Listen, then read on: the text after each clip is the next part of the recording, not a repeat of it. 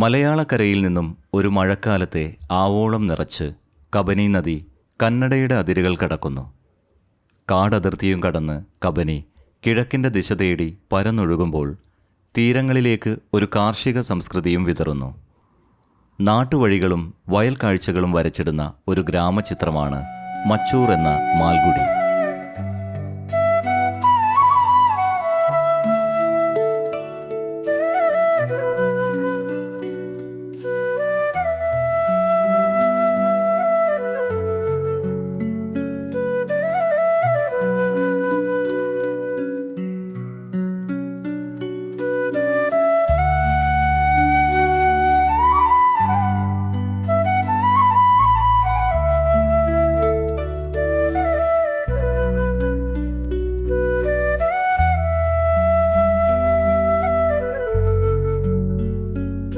പരമ്പരാഗതമായി കൃഷിയാണ് ഇവരുടെ തൊഴിൽ.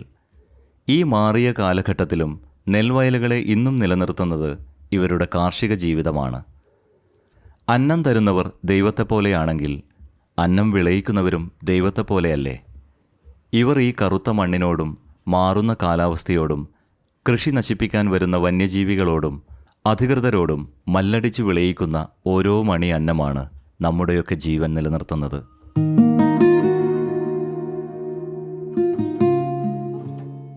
നമ്മളിവിടെ നിന്ന് ഇപ്പോൾ ഒരു 100 വർഷത്തിൻ്റെ മുകളിലായി ഇവിടെ താമസിക്കുന്നത്.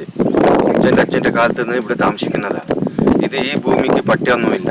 അപ്പോൾ ഞങ്ങൾ ഈ മഴ കൃഷിക്ക് മാത്രമേ കൃഷി എടുക്കുന്നത്. ഭയങ്കര കഷ്ടത്തിലാണ്. ഏതോ ഒരു കാലത്തിൽ പട്ട ആകണമായിരുന്നു, അതേതോ ആൾ ഇതാക്കി. അപ്പോൾ അതുകൊണ്ട് നമുക്ക് പട്ടയ ഒന്നുമില്ല. ഫോറസ്റ്റ് ഭൂമിയാണ്. നമ്മളുടെ തൊഴിലും നമ്മളുടെ ജീവിതം നമ്മളുടെ ജീവൻ ഈ മണ്ണിലാണ്. നമ്മൾ രാവിലെ എണിച്ചിട്ട് പശു കറിക്കും, പശു കറന്നിട്ട് സൊസൈറ്റിക്ക് കൊണ്ടുപോയിട്ട് പാൽ കൊടുക്കും. അത് കഴിഞ്ഞിട്ട് വന്നിട്ട് ആലൊക്കെ കൈകോ. എന്നിട്ട് കൃഷിപ്പണി നമ്മളുടെ. എന്നിട്ട് അത് വീണ്ടും പിന്നെ വൈകുന്നേരം പാൽ കറക്കും. ആ പാൽ കൊണ്ടുപോയിട്ട് സൊസൈറ്റി കൊടുക്കും. ഇതാണ് നമ്മളുടെ ജീവിതം.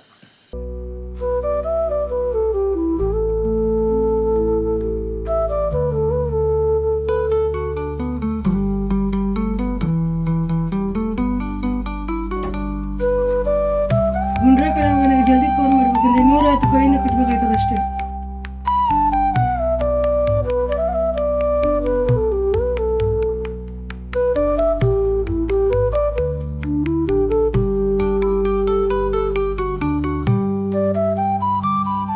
ഇവരുടെ നിത്യോപയോഗ സാധനങ്ങൾ കൂടുതൽ നിർമ്മിക്കുന്നത് ഇവർ തന്നെയാണ്. കന്നുകാലി വളർത്തലാണ് ഇവരുടെ മറ്റൊരു പ്രധാന വരുമാനം.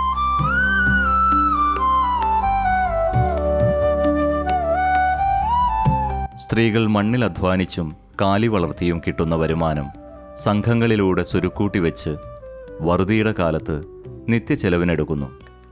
ലോകമിന്ന് വളരെയേറെ പുരോഗമിച്ചു. മറ്റു പല ജോലി ചെയ്യുന്നവരുടെ ജീവിത സാഹചര്യവും നിലവാരവും ഉയർന്നു. എന്നാൽ കർഷകരുടെ ജീവിത സാഹചര്യം ഇന്നും ദയനീയമാണ്. പല വീടുകളിലും ശോചനീയ അവസ്ഥയാണ്.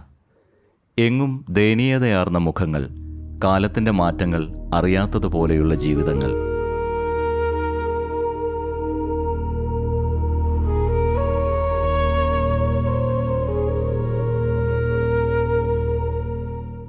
ഇവിടെ എന്ന് പറഞ്ഞാൽ ആനിൻ്റെ പന്നിൻ്റെ മാന്ന് ഒരു 8-9 മണിയൊക്കെ കഴിഞ്ഞാൽ അവിടെ ഇറങ്ങും. ഇറങ്ങിക്കഴിഞ്ഞാൽ നമ്മളെന്താക്കും, വീട്ടിൽ പെണ്ണുകളിലും മക്കളിനൊക്കെ അകത്ത് കയറ്റിട്ട് നമ്മളെ ടാർച്ച് എടുത്ത് അങ്ങ് ഓടിക്കാൻ പോകും. ചിലത് ഓടും, ചിലത് ഓടില്ല. ചില ബുദ്ധിമുട്ടൊക്കെ ഉണ്ടാവും. പന്തയൊക്കെ കത്തിച്ചാണ് നമ്മൾ ഓടിക്കുന്നത്. അപ്പോൾ അങ്ങനെ അത് വരുന്നത് അതെങ്ങനെ അറിയാമെന്ന് പറഞ്ഞാൽ, ചില സ്ഥലത്തിൽ വന്നാൽ വെള്ളത്തിൻ്റെ ഒച്ച കേൾക്കാം. പിന്നെ അതിൻ്റെ സ്മെല്ല്, അതാണ് നമ്മൾ ആദ്യം കണ്ടുപിടിക്കുന്നത്. അത് നമുക്ക് ശീലിച്ച് പോയി. ഇവിടെ ആന വരുന്നതും പിന്നെ പന്നി വരുന്നതൊക്കെ സ്മെല്ലൊന്നും അറിയില്ല. അത് നമ്മൾ കണ്ടുപിടിക്കണം. അങ്ങനെയാണ് ഇവിടെ സംഭവം. 8-9 മണി കഴിഞ്ഞാൽ പിന്നെ അത് വന്നാൽ ഒരു 5 മണി, വെളുപ്പിന് 5 മണിക്കൊക്കെ കാട്ടിലേക്ക് അങ്ങനെ തിരിച്ചിപ്പോവും. ചില ദിവസം ഉറങ്ങിപ്പോയാൽ നെല്ല് കൃഷിയൊക്കെ തിന്നിട്ട് അത് മെല്ലനെ പോകും. അല്ലെങ്കിൽ നമ്മൾ നോക്കി ഇരിക്കണം. വർഷങ്ങൾക്ക് മുമ്പ് ഇവിടെ കൃഷിപ്പണിയിൽ ഏർപ്പെട്ടിരുന്നത് ഗ്രാമവാസികളും ഹരിജനങ്ങളും ഒന്നിച്ചായിരുന്നു. ഇവർ തമ്മിൽ ചില കാരണങ്ങളാൽ അകൽച്ചയുണ്ടായപ്പോൾ സർക്കാർ ഇടപെട്ട് ഹരിജനങ്ങളെ മറ്റൊരിടത്തേക്ക് മാറ്റിപ്പാർപ്പിക്കുകയായിരുന്നു. അവരുടെ ജീവിതം ഇതിലും ദയനീയമാണ്. നല്ല വസ്ത്രങ്ങളും മികച്ച പാർപ്പിടങ്ങളുമില്ലാതെ പഴയ കാലത്തിൻ്റെ ഓർമ്മകളിൽ എന്ന പോലെ ഇന്നും അവർ ജീവിക്കുന്നു. ಗೆಣಸಲ್ಲಿ ಎಕ್ಕಿ ಗೆಣಸು, ಕಾಳು ಗೆಣಸು, ನೆರಿಗೆ ಗೆಣಸು, ನೂರೆ ಗೆಣಸು, ನಾರ, ಕೊರಣೆ ಎಲ್ಲ ತತ್ತೀವಿ. ಎಲ್ಲ ನಾವು ಸುಡಬಹುದು, ಅಂದರೆ ಬೇಯಿಸಿ ತಿಂತೀವಿ.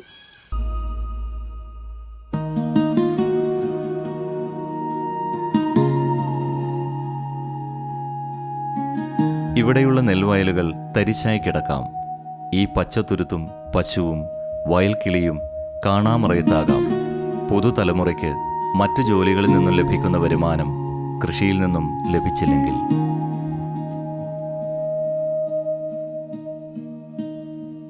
ദീപാവലി നാളിൽ വീടുകളിൽ വിളക്ക് തെളിയിക്കുമ്പോൾ ലക്ഷ്മി ദേവത വീട്ടിലേക്ക് വരുമെന്നും അതുവഴി വരും വർഷങ്ങളിൽ ഐശ്വര്യമുണ്ടാകുമെന്നും വിശ്വസിക്കുന്നു.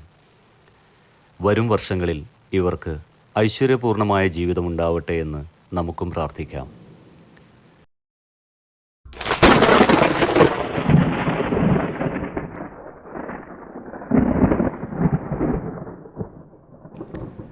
മണ്ണിൽ കിളർക്കുന്ന ഓരോ നെൽച്ചെടിയും അരിമണികളായി മാറുന്നത് വരെ ഇവരുടെ കാത്തിരിപ്പ് തുടർന്നുകൊണ്ടേയിരിക്കും.